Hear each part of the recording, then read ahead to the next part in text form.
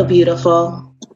And what I really want to know is, what is good in your life today? This is Kia, and you're listening to the season 3 premiere of the Female Veterans Podcast. You will not believe who I have with me today, okay? This woman, she is so amazing, okay? 9 years in the Army, for starters. An entrepreneur, a pageant winner. She is a renowned beauty and fashion expert. She appears on the local news for ABC and Fox in DC, our nation's capital. She formed an Officer and a Gentlewoman LLC, which produces so much amazing things. Wait till you hear about it. I'm going to let her tell you that. She's won numerous awards, both in the military and after. She has an amazing family with 6 robots, and she's just a super cool lady. So I am so honored to have Miss Raquel Riley Thomas with me here today. Thank you so much for being here. You are so welcome. Thank you so much for having me too as well. I really appreciate it. Oh, it's a high honor. I love everything that you're doing. I love to watch pageants for starters, and to see the girls look beautiful and have, beautiful platforms is just really exciting to me. So I love that. And I'm so interested in your military story. Now, I know that you started off as a photojournalist, so I have lots of questions about that. You're clearly very, very, very talented. In fact, I will say this. I had to submit a logo and a photo to your organization for, the marketing for this episode. And I got back some really cool work.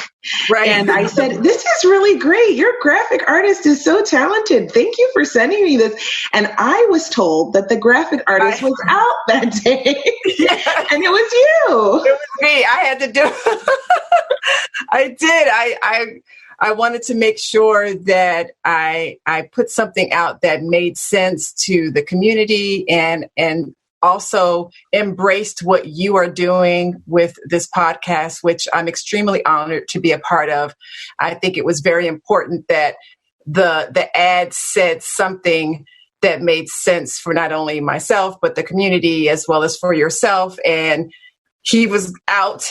And I said, well, we got to get this done, and I'm going to do it myself. So I did 3 ads. I sent them to Sandal. She said, thumbs up, and sent them to you. So, well, they're amazing. I can't wait for everyone to see them. So let me start with the first question that I ask everyone. Sure. What made you join the military?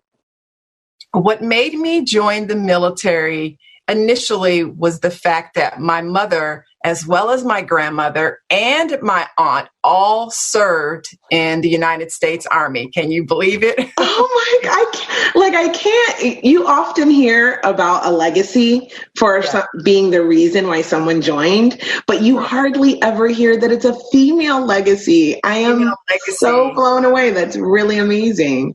So they were in not too long. I was the one who stayed in the longest. And even to this day, I still need to, some of the things I need to, do in the back of my head is to really go and research some of the things that they actually did in the military. I do know that my grandmother was a musician in the military. She was a violin virtuoso, and she had the opportunity to play with the military band. And I knew that my mother also played with the band too, because she played the drums. So I come from a musical background. My grandmother put the Jacksons on their very first talent show back in Gary, Indiana. Her name is Shirley E. Cartman. A lot of people assume that Diana Ross was the one who discovered the Jacksons, but truth be told, let's put it out there to the universe now. And I'm putting it out here on your podcast that actually it was Shirley E. Cartman who discovered the Jacksons and put them on their first talent show. And Tito Jackson was in her class.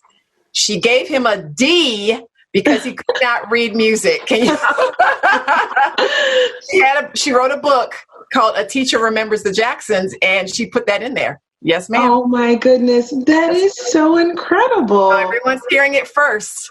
Well, you heard it here. That's a big, big piece of news. It was not Diana Ross. It was not Diana Ross. No, ma'am. Wow, that is amazing. Yes. And you heard it here first. You have a legacy of amazing women in your family, it sounds like, and artists, because you did photography. Yes. Now, to go back a little bit, I actually started out in the musical field too as well. I played the drums in an R&B band when I was a teenager. So I got that from my mother. She played the drums too as well. And I also played the violin. So it was interesting because I ended up going into production because my grandma was always putting on these productions. She was a music teacher. So hence that's why, she was Tito Jackson's music teacher. And so she was always putting on these productions and always having a camera around. And it just kind of fell into my lap that way. So when I did go into the military, they asked, what job did I want? And I said I wanted to do something that was involved with some type of, photography or journalism. And so they said, well, you can be a photojournalist. So I became a photojournalist as an enlisted soldier. So when I first went in, I was enlisted. I was a 46 Quebec, which is a photojournalist. I was stationed at Fort Meade, Maryland.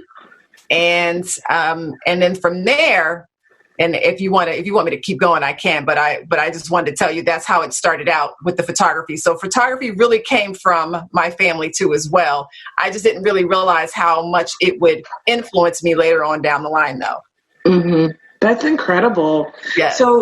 So incredible women in your family. Yes. Artists, musicians. Yes. And you ended up going in as an enlisted personnel. So what was boot camp like for you?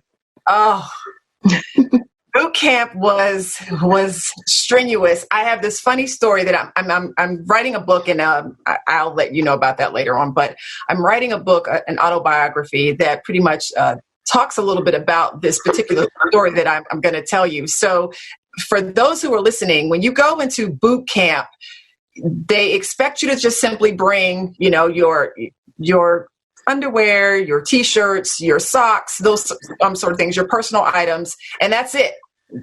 You're going to go there and they're going to give you everything else. But I thought that I could get around that, and I was going to bring some things that were personal to me. Now, I know everyone for the most part, has some type of something in their house that they love a lot. They may have a pair of slippers that they like. They have a pair, they may actually have a robe that they like. I happen to have these Snoopy slippers. I'm still mad about this every time I think about this story. I had these Snoopy slippers. I loved them to death, but I put them at the bottom of my bag. Thought I could get away with it. When I got to basic training, what do? They dump all your stuff on the ground as soon as you get off the bus. And at the bottom of my bag was my Snoopy slippers. So when they dumped my bag, when the drill sergeant dumped my bag, guess what popped out? Those Snoopy slippers. And they ragged me so hard. They just told me that, how dare you even bring something like this? You're not at home. They just tore me to pieces right then and there. I was doing push-ups and sit-ups. My world just changed. Like instantly. I was 17 years old, and the drill sergeant, God bless her, a Satan with a hat is what I called her. She looked at me and she was like, "You will never see these again." And it broke my complete heart at that moment, because they were my favorite. I had them for so many years. My godmother had gotten them for me when I was much younger. So they were too big when I first got them. And of course I could wear them by the time I was 17. And it was heartbreaking. It was like somebody took my favorite blanket from me. And I know that people on the podcast are probably laughing about this, but I was really hurt. It just so happens this past Christmas, my husband found a pair of those Snoopy slippers that literally look just like them. And I have been wearing them around the house all the time. So I'm so happy. This is like 40 years later. First of all, that's an amazing story. 40 years later, I was like, I got Snoopy. It was so sad. And I started crying when I opened the Snoopy slippers.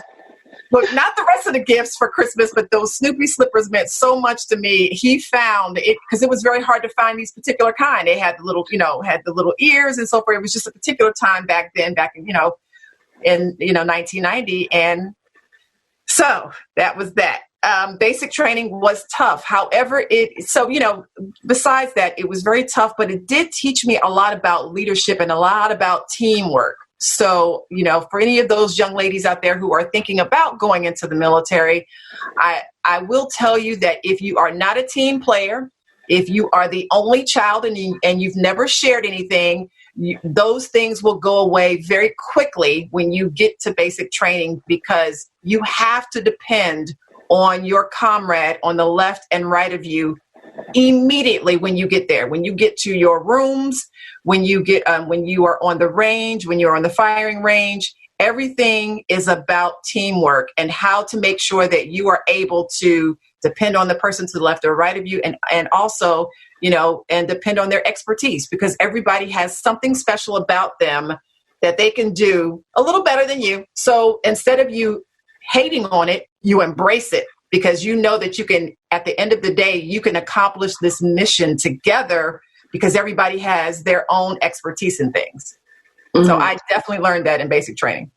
I agree with that. I learned that too. I mean, I remember we would trade off tasks. Like, I was really good at doing boots, and everybody would be like, okay, I'll stencil for you if you do my boots, or I'll trade this for you. And it was currency almost, because I was the one who could press uniforms. We would have done a trade. Style, right. So I could do the uniforms. I knew how to make a bed. I was good at making beds. So, but we had each one of us, that's what we did. So we could, constantly get like the best room in the barracks. We would trade off, as you said, someone would do the boots, someone would do, I'm so glad that you could do boots, because I couldn't shine a boot. Oh, girl. It looked like glass. I was pouring water. I just could never get the perfect combination of water and the black wax. I forgot what you shine. I could never get it. So I was really happy when the Army came out with the with the boots that already had the patent leather at the tip. I was like, hey, I know we shouldn't be wearing these, but I'm wearing them. I could never get my boots shined. Oh my goodness! The heck out of a uniform, though. I even had the part in the back, the little crease in the back that you were not supposed to have, but I had the crease in the back. And our drill sergeants were like, so you guys are just walking around here like you're in a pageant. I was like, pageant, which I thought was really interesting, because now, look, I'm in That's so, that's funny. Who would have known? What a coincidence, right? Right. Years later. It's like, what do you think you guys are, in a pageant? Oh, you know what? The slippers, and then that came full circle, and then the pageant, and then that came full circle. It came full circle. It was meant to be. Yes. What do they say? What's meant for you can't pass you by, right? Amen. So tell me then, after boot camp, actually, I have another question before that one. Sure. Did you make any connections in boot camp that lasted beyond, like with any of your boot camp sisters? I did for a while afterward. However, when I went, the challenge that happened for me, well, not challenge, but the situation that happened for me is that I went to Korea. So when I got stationed in Korea, I kind of lost track of everyone, because back then we didn't have social media. As you know, this was back in 95 that I went, I believe. And I just lost track of a lot of people. And then I became an officer. So you already know from that perspective, coming back as an ordnance officer, I just lost track of a lot of people. There's a few people that I still stay in contact with from the officer perspective, but enlisted, no, not so much. I wish I should try to find some of them. That would be interesting, especially the ones who went to basic training with me. That would be really cool if I could find them. That'd be really awesome. I agree. I always think about that. Someone on the podcast went to basic training with me, and they can say, Raquel, we remember you. Maybe they'll come out. Maybe I'll hear from them. They'll send me an email or find me on Facebook or Instagram and tell me. That would be awesome. I'm waiting. Yeah, I'm waiting for some girls from my boot camp to do that too. I'm just like, sooner or later, I'm always like, Sunny Woolsey, if you hear this podcast, hit me up. Like, I'm always doing the same thing, because I lost touch. I mean, I agree. I was there in the 90s. and we still had, regular phones, Right. plug into the wall and no, and you were lucky to use it. You were lucky to use it. yeah. And no, social media. So it's hard to keep in touch with, especially your boot camp sisters. But yeah, I definitely know that feeling you had in boot camp with those slippers too, but mine was different. Mine was my hair. So yes. So here's my story. I can't remember if I told it on this podcast. I think I did on the very first episode. So I went to, they had just approved braids as being satisfactory for the Navy. And wow. So I did all the research and I talked to my recruiter and they were like, yeah, you can go to boot camp and wear braids, because I thought it would be easier, right? Right. So little did I know, I get there to boot camp. The first night when my company is formed, they take us all through and, they go through all our stuff and they tell you what you have to ship home and everything. It was a little different. It wasn't right when I got there. It was a few hours into the night that happened. Okay. And so I also had to send things home that I thought that I would be able to keep. So I identified with that. But they didn't let us take ours home. They trashed it. No, they sent it home. They like boxed it up like in front of your face. Like, I mean, nice. But it was like everything. We kept nothing, like all the underwear, everything that I brought. It was like they opened it up, they looked through it, and they were like, this goes, and they just boxed it up. Like, and I was just like, oh my God. Everything was replaced though at the store on the boot camp side and everything. But after that, they took us to go to get haircuts, right? Because we had guys in our company. Right. And I will never forget, my company commander was like, those have to go. And I was what? And she was like, they're not satisfactory. And she was like, you either get them out or we're going to shave your head. And I was just like, like, I mean, you have individual braids. And do they not understand how long that takes to put them in? Clearly not. Or to take them out. Every girl in my company was just like, and they just came over and started helping me. And it went really fast. It was like half an hour.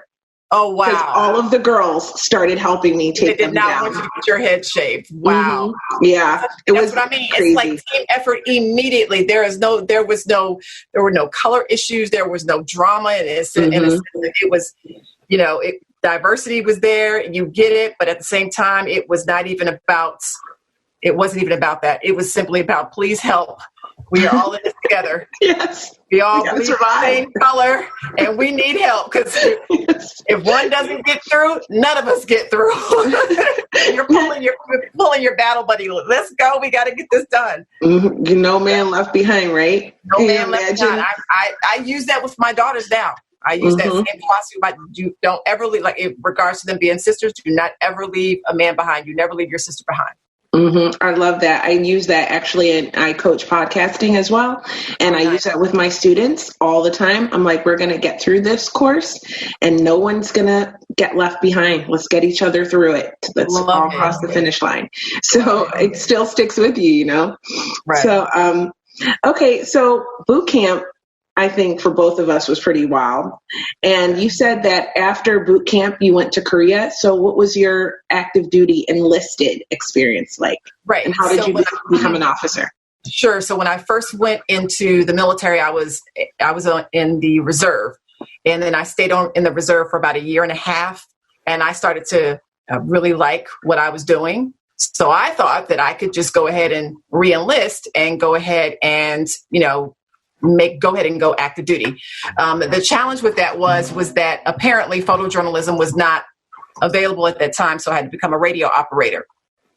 When I became a radio operator, that's when I was sent to Korea, which was, like I said, was around 94, 95. And my experience in Korea was something that actually is still embedded in me today, because I had to really depend on, again, my comrades to the left and right of me, of being there, being a single African-American woman in a foreign country. I cannot speak the language at the time. I now speak a little Korean, not much, but not able to speak the language. So that language barrier was there. And it was a challenge, but it was a challenge that I was able to accept and make good on, because while I was there, instead of me, being negative, if you will, or having a negative attitude towards the community, I instead embraced them. And I said, you know what, I'm going to learn as much as I can about the people who we are working with. Because a lot of times we would do actual, training events with the Koreans, with the Korean Army. So you couldn't have that space in your heart of, well, I don't know who you are. You can't speak to me. I can't speak to you. There was, that it couldn't be there. You had to figure out how to work together in a way that was respectful to each other. So I think, again, any woman who is listening to our podcast here, I would say, there's always something that you can learn from every ethnicity. Bottom line, there's always something you can learn and something you can take with you, forward. And what was so wonderful about it is that I had the opportunity to go out into the community. I would go to Seoul. I would go and hang out and just understand the culture. I remember very clearly, as you went further north in Korea, I did not North Korea, I want to make that clear, but as you went further north I was in South Korea, I was stationed in Daegu. As I went further up going towards Seoul, there were a lot of Koreans at the time who had never seen an African-American woman in person. They would come up to me and touch my skin and go, "You are so beautiful. I didn't, are you colored?" Or they didn't know the words to say. One woman said, "You look like Whitney Houston." At the time when Whitney Houston was a very big deal. And she pointed at me and said, "Whitney Houston?" I said, no. And I was like, "Raquel." But again, it was that language barrier, but it wasn't a rude. They weren't rude and I wasn't rude to them. It was just, they didn't know. And so a lot of times I would get on the trains and I'd be the only Black person on the train. And it's just this little spot in the middle of all these Koreans. And they're all looking at me like, who is this person? And I was okay with it. It was really interesting. I guess I just kind of had that attitude, and I guess I got that from my grandmother, that I just embraced everyone. And I was like, hey, I'm with you. You tell, and if you can't beat them, join them. So I went and I learned, the foods. Bulgogi is still my favorite food. Bulgogi and rice, which is basically like a beef and a rice together mixed. And it's just wonderful. When I go to Korean restaurants, or I go to beauty supply places that have, Koreans who own it. I speak a little bit in Korean to them. I get 30% off my extensions. It works. I'm telling you, when you learn the language, people learn the language of other people. They appreciate that and respect it. So went to Korea, learned that lesson of again, if you can't beat them, join them. Understand the culture, be respectful to the culture. And the other thing too is, when I left from there, that's when I got the ROTC scholarship and I went to Hampton University, and I majored in psychology. And one of the reasons I majored in psychology was because even though I really wanted to go into photojournalism or journalism itself, I decided to go into psychology because, unfortunately, my mother was having a lot of challenges mentally, and I didn't understand what she was going through.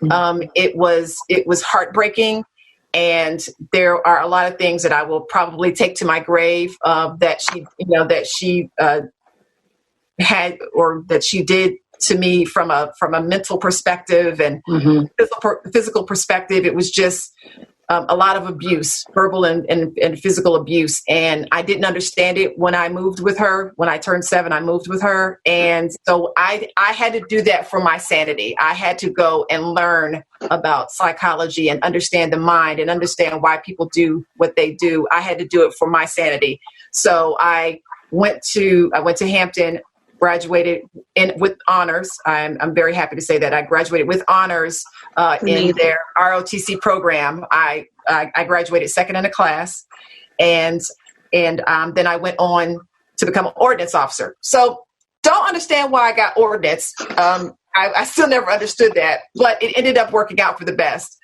But with being an ordnance officer, I really wanted, I wanted to go into public affairs.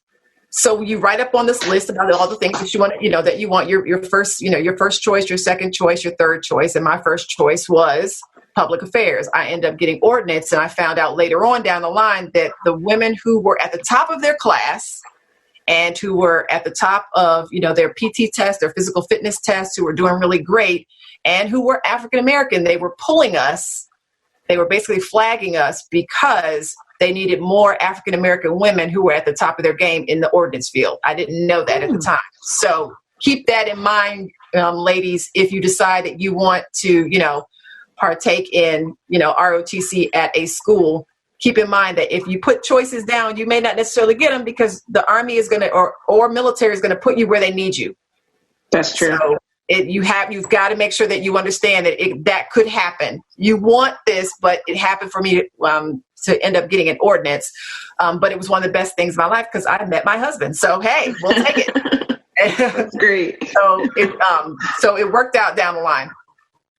And then I ended up so once I graduated from Hampton, I again had to give them, 4 years of active duty service. So I went and I was stationed at Fort Benning for 4 years, ordnance officer. And then that's when I got into photography again, even though I was still my love was still photojournalism. It was still photography. And so what I started to do when at the end of let's say like that in 2000, maybe 1999, close to 2000, I started to drive up to Atlanta on the weekends and shoot models and shoot actors and celebrities. I just started to start my business before I even got out the military. So I was doing that on the weekends. So I had my side hustle, if you will, on the weekends.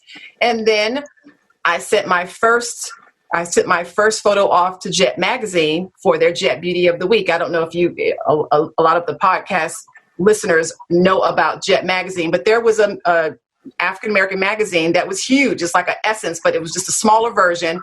A weekly news magazine, if you will. And in the middle of it, they always had the Jet Beauty of the Week. So I sent off my first Jet Beauty. Her name was Randy Dorsey, still my best friend to this day. And I photographed her. I sent her photo in, and they replied and said, "We accepted and we're paying you for it." I was like, yes. So wonderful. That must have felt amazing. Yes. And then 9 years, I shot for Jet Magazine, starting from 2000 to 2009, I shot for Jet Magazine. So if you go through any of the old magazines between 2000 and 2009, you'll see Raquel Riley. I wasn't there's some that say Thomas, I think they do say Riley Thomas, maybe after 2006. But for the most part, Raquel Riley or Raquel Riley Thomas, you will see a lot of the photos that I shot were that I shot. Yes. So for 9 years, I was the only African-American female photographer for Jet Magazine shooting their Jet Beauty of the Weeks.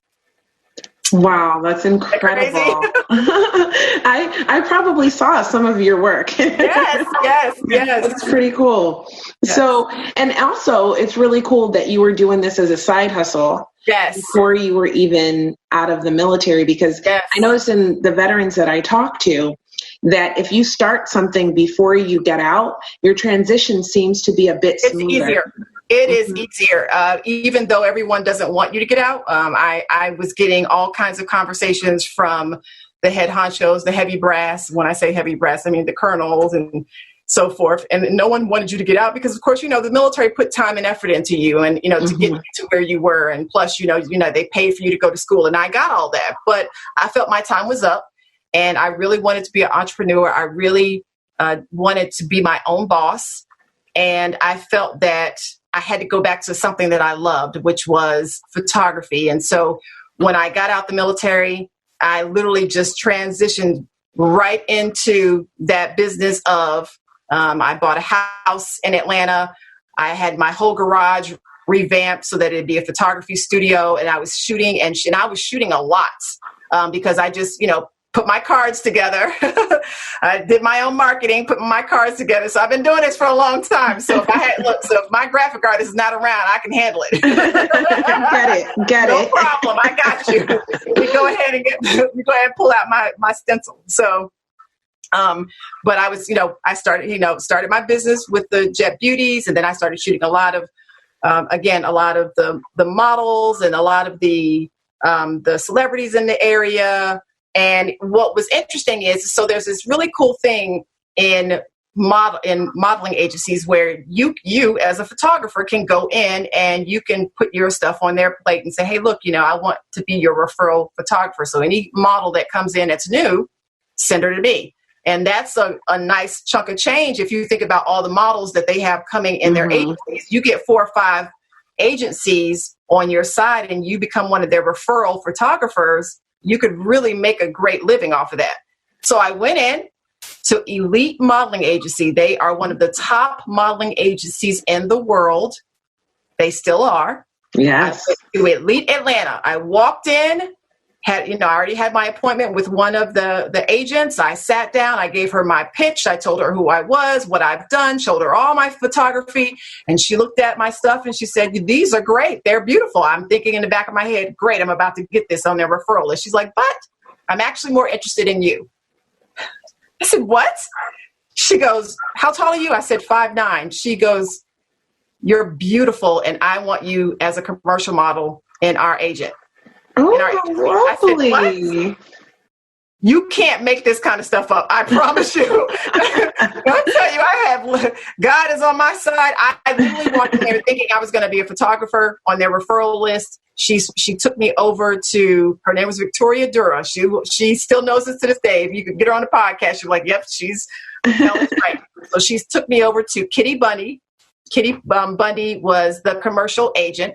She looked at me and said, yes, she is beautiful. Sign here. So I sat there, went through all the paperwork, and left out of there as a commercial model with one of the top agents in the world.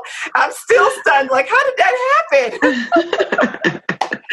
That is incredible. Crazy. So I was one of the few models who was on both sides. Most of the time, most photographers didn't really respect models who were photographers, and then vice versa.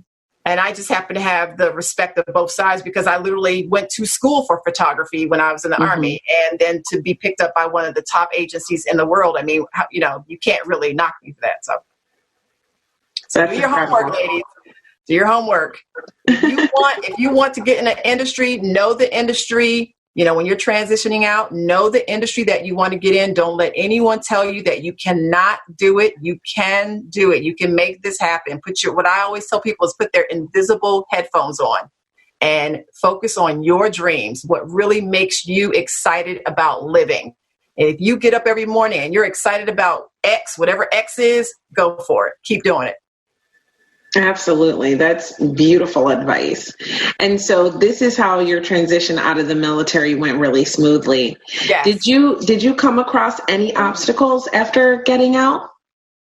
It's interesting. The military is very disciplined, of course, as you all would expect. And so to a certain degree, we lived a little bit in a bubble. When I say that, I mean in the terms of I didn't really get out in the civilian community too much, except maybe perhaps to go to the store, or I didn't really hang out with the civilian world. So it's very structured in the military, and so to get out in the civilian world, there was no structure. Everything was just, hey, we'll just do what we want to do to a certain degree. I mean, of course, you have your laws, set in place, but I'm talking about just the day-to-day activities of what people were doing. And I had to get used to that. And I also had to tone it down a little bit. I think I still have a little bit of the cadence voice, if you will. It's hard to get rid of it because once you've had to, run for 6 miles and you have to call cadence for 4 of them, it just is hard to get rid of that, speaking from that deep down inside the gut of your stomach. So I think for me, the biggest challenge was just understanding that not everyone in the civilian world thinks like you do. You have to really understand that the military life is truly a mindset of its own, and it's not going to change. And you have to understand that when you go into the civilian world, and you can't come across as being, this is what's going to happen. We're going to make this happen now just because I said so. You can't have that kind of attitude because you will seem to be very intimidating towards people. And because of that, they'll shy away from you and they'll think you're crazy. And the other challenge too is that everyone who I met who was a civilian, and I told them I had been in the military, they automatically thought that I was like some psycho, gun-toting woman who had PTSD or whatever have you. Like they just automatically assumed that those were the type of things that I did. So I started to change my look a little bit more. I started to, I used to always have my hair pulled back in a ponytail. And even when I got out, I was still wearing it like that. I started to really I really wanted to make sure that I looked more feminine. The military has of course has that structure of, hair pulled back, off your collar, and no makeup and no lashes and no nails and so forth. Like they want to really keep you as, as plain Jane as possible. And so I started to change my look more so than ever. And I think that helped to becoming a model, because then I was able to play in that new box of being very feminine and being girly, and I appreciated it. And I will always have respect for the modeling agency and the modeling world for giving me that opportunity to be girly. It was so nice to not have to be in such a structured, disciplined environment. So there's pros and cons to it. It's like when you realize that you have to, tone it down a little bit, but at the same time, you can still be more feminine, and you can play in pink, and you can play in red, and you can wear frilly stuff. It just becomes fun. And I just feel like, I think we should make it more fun when we get out versus, trying to still be in the military when you're in the civilian world. It just doesn't work that well. I agree with that. I mean, a lot of us need like that change. Yes. That we get so used to that military look and that lifestyle that when we come out, we forget how fun it is to be super feminine, yes, and girly and stuff, and get your makeup on and wear your hair down, right? Get your nails long, Yes. So it's fun to do. Yes, earrings with hoops in them. Yes, absolutely. Long hair because you can. That's right. I will wear extensions until I die. I told them, I said, when I leave this earth, my hair better be down to my rear end. In that coffin. That's right. I feel that. I'm telling you. With my Chanel suit on too. Right? As beautiful as possible. You need one pretty corpse in there. I'm telling you. That's how I want to be remembered. Right, exactly. So you were modeling. How did you go from that? And you were also an entrepreneur, because you were. So you were an entrepreneur at this time. You were a photographer and also a model with one of the top companies in the world. Yes. I'm very familiar with Elite, and they do amazing work. Yes. And so how did you get into your production company, and how did you develop that? Did that come after the pageant? It did. So around 2005, my husband and I, well, then fiance, moved up here to the DC metro area.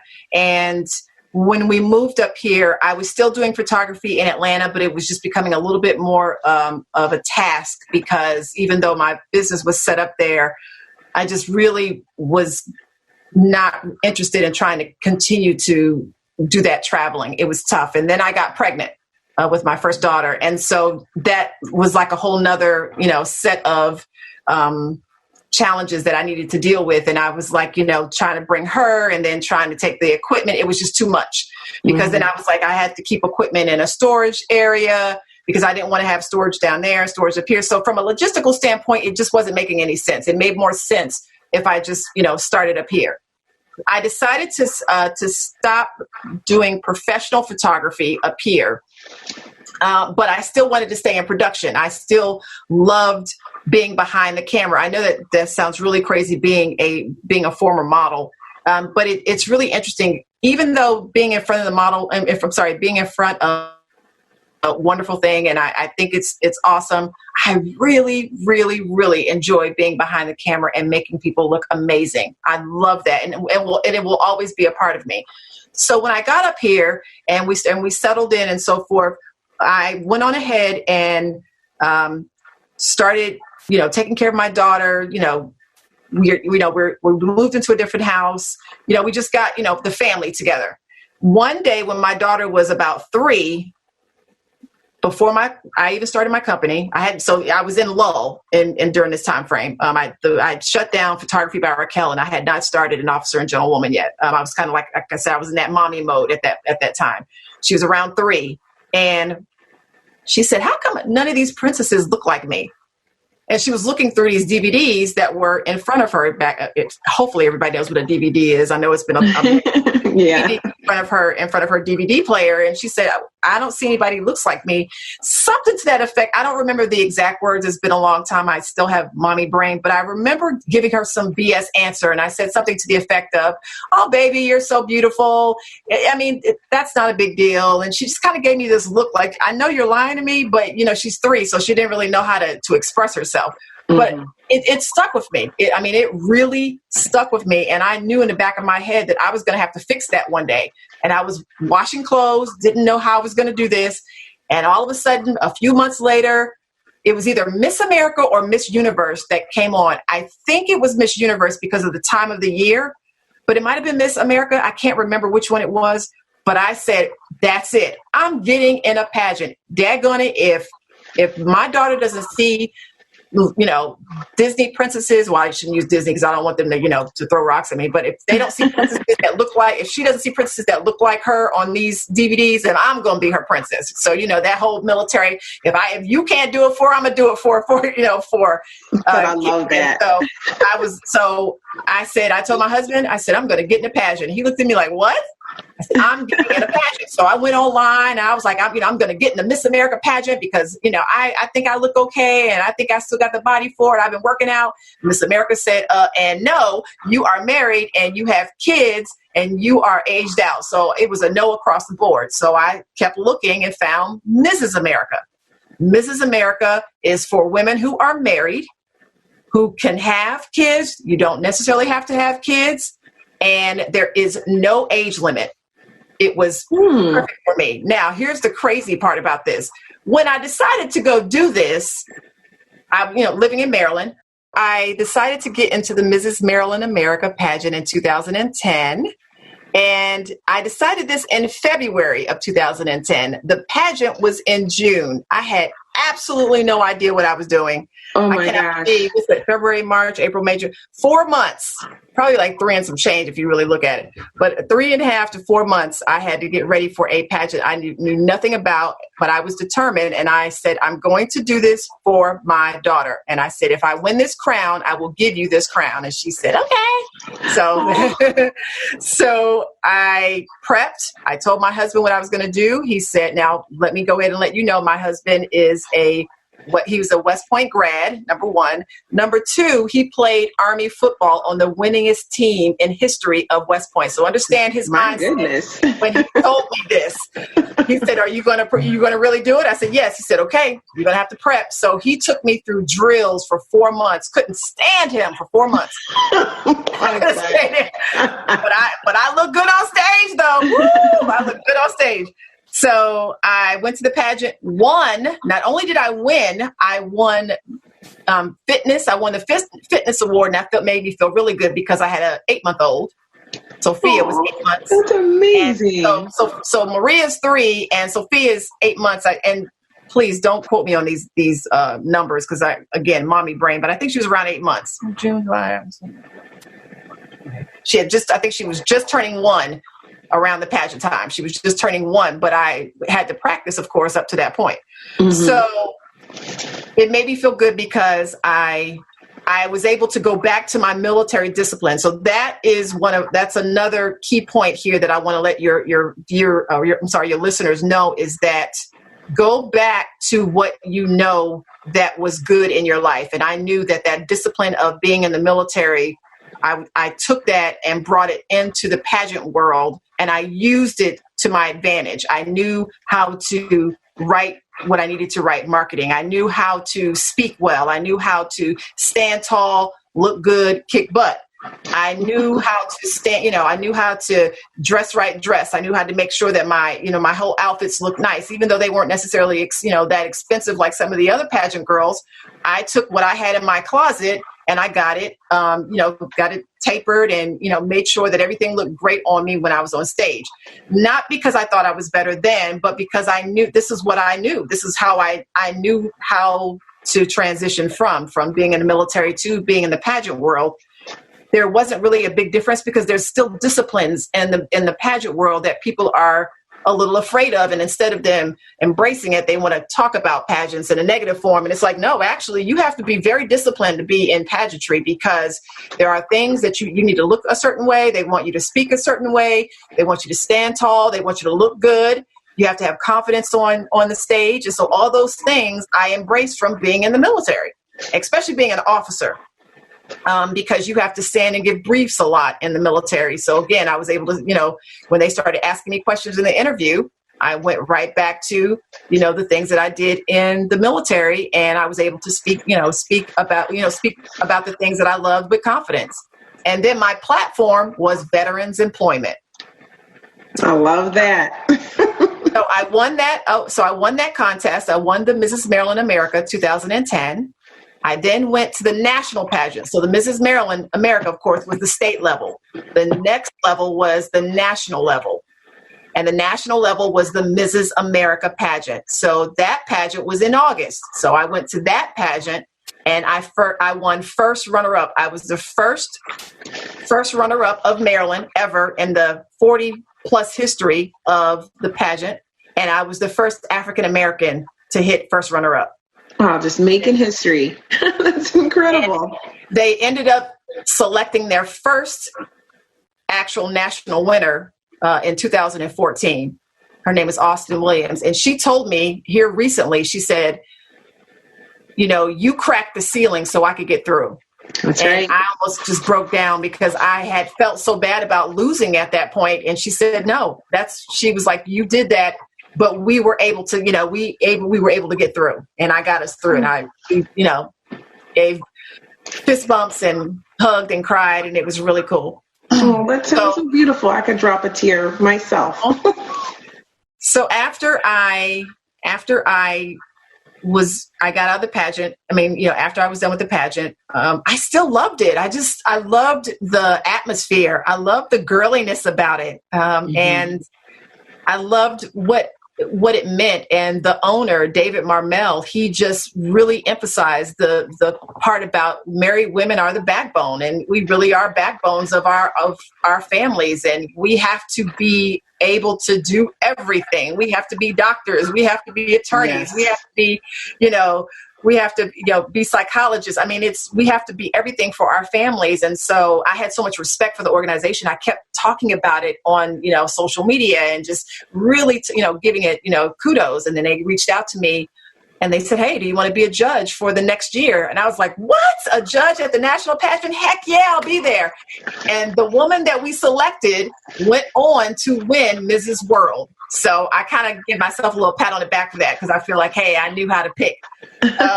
Great. So then they called me a few weeks later after judging because they still saw how excited I was about the whole pageant thing. And they said, hey, DC is up for sale. Would you want to buy it? It took me 3 days to make a decision, but I said yes.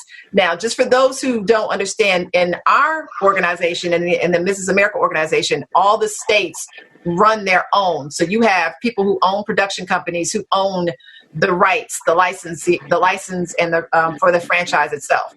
So DC was up for sale, and I bought the license, and I started running DC. So that's when I started An Officer and Gentlewoman LLC, because I wanted to make sure that my production company, was able to produce the show.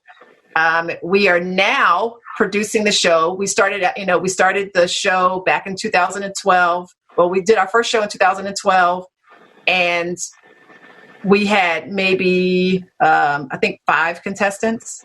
I had no sponsors, no contestants, anything when I first started it. And we had 5 contestants, and it was myself and my best friend, Randy, flew up here. Yeah, the one who I shot for Jet Magazine, she flew up here, and we put that whole pageant on by ourselves. Wow. I wrote the whole script myself, and we put it on by ourselves. And now I'm happy to announce that we are in our second year at the Kennedy Center, April 4th, 2020. Wow. Congratulations. Thank you. That is amazing. We're at the Kennedy Center. I said amazing. When I said you were amazing, I was not lying. That is so great. I've just been so blessed. It's just been a wild ride, but I'm an optimist. I've always been an optimist. So at the end of the day, if it doesn't work out, we're going to figure out another way to do it. And again, I learned that from being in the military because, when things didn't work out one way, you always had to have a plan B and plan C. And D might be sitting back there too as well. So if it doesn't work this way, we got to figure out something because we're not going home. So that's how I deal with this. Hey, if it doesn't work, we're going to fix it. Mm-hmm. We solve problems. Now at the Kennedy Center, April 4th, 2020. If you have anyone who is in the DC metro area, please feel free to come out to our pageant. I would love to have more military women, civilians too as well. I mean, it doesn't matter.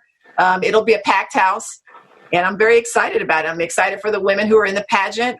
Their faces are just as lively as mine was when I, started in pageantry. So yes, I'm excited for them. That is amazing. And will you give me the date one more time? April 4th, 2020 at 7 p.m. at the Kennedy Center. And we'll have a good time. And we're also going to go have a party afterwards. So that sounds amazing. Yes. So I am so excited for that. I have got to check my calendar and see if I can get away because I love me a pageant too. And you can dress up and be girly. Look, get some lashes. Yes. My favorite thing to do is to get all dolled up and to find an excuse to do it. Makes me so happy. Pageantry is the greatest excuse to dress up. I love it. Yes. And baby, I gotta go get my hair done. Yeah, got a pageant coming up. Beauty day. Yes, beauty day.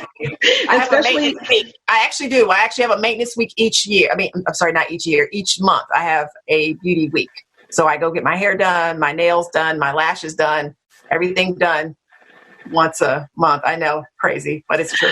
Well, I'm feeling that because I am on a rotation myself of getting everything taken care of. Because you know what, my kids are getting bigger, and I like to feel very glamorous, but for me. Yes. It's just for me. So these things, I always say, self-care is so important.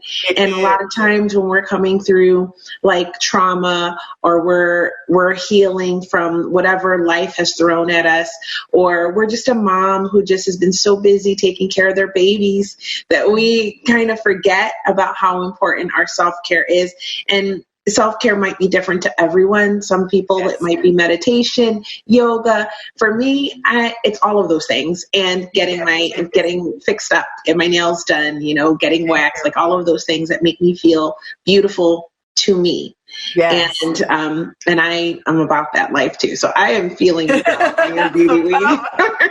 Seriously. So, okay. So, you know what? I think it's about that time that we're going to wrap it up. But I have a few more questions for you if you don't mind. Sure. Go for it. Okay, great. So tell me, I just have to ask, how do you find the girls for the pageants? How do I find the girls for the pageant? Actually, it's pretty easy now because social media is such a huge platform for us now. And we put the ads out. We let everyone, a lot of it's word of mouth, of course. It's ads that we put out there. Sometimes I'll see somebody in the store and I'll stalk them a little bit. They think I'm crazy. I'm like, you're gorgeous. And they're like, oh, okay. I'm like, no, I'm a pageant director. Here's my card. They're like, oh, okay. You really think I am? And then all of a sudden it's in their heads now because even they might not, think about it right then and there. The next year, they're like, you happen to, stop me in a store and I saw you and I thought you were crazy. But then, and then I realized that you were a pageant. She's like, a pageant queen and so forth. And I looked you up and you're amazing. And they, give me all that so forth. And then they end up getting in the pageant. And then you have those who, other queens talk to other queens. And I think, the other thing too is realistically, we are our pageant is very disciplined. And when I say that, I mean in a sense of we're very fair. There's no pageant rigging in my pageant. We're not doing that. That's what we're not going to do. If you win, you have won fair and square. And I think over the years, those whispers of it being that type of pageant have gotten out into the community. Women know that when you get in our pageant, you are going to have a fair shot just like everyone else. And the great thing is that our pageant goes 25 miles outside of DC. So if you live or work within a 25-mile radius of DC, you can still get in our pageant. So we have women who come from Virginia and who come from Maryland who may live or work in those areas and can still be in our pageant and represent DC. But I think the biggest thing is that we are, we are disciplined, we're fun at the same time, but, I am tough on our contestants. I want to make sure that you understand that I don't want you to leave this pageant with the sense of I lost. I want you to leave this pageant of I've learned something. I'm going to take this particular tool that I learned from here, and I'm going to go out and continue to do great things. I tell women all the time, you are a voice in this community, and you are an inspiration to someone, and to someone you may not even know. Mm-hmm. So you are, again, as stated before, you are breaking that ceiling so someone else could get through. It could be a little girl who is looking at you to see if maybe you could be their inspiration. You just never know who's looking at you from a positive perspective. And if you are interested in a pageant, do it, because there's so many wonderful opportunities that can happen in pageantry. I am thumbs up for it. Well, I will say this,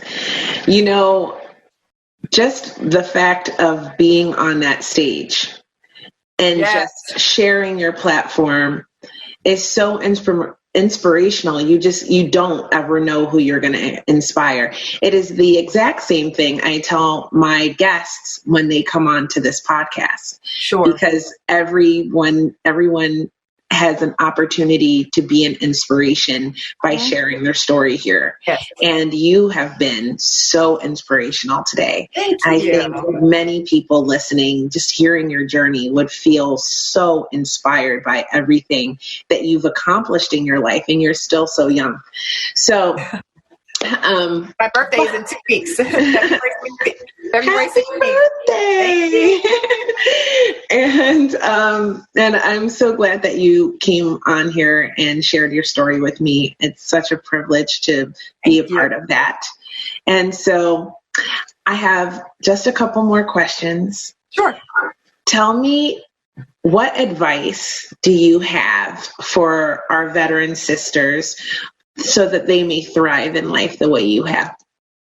I think the key is whatever it is that you love to do, if someone couldn't pay you to do the job, would you still do it? Whatever that is, whatever lights that fire in your heart and in your soul, and your eyes light up when you talk about this particular subject, whatever it is, go ahead and put a plan together.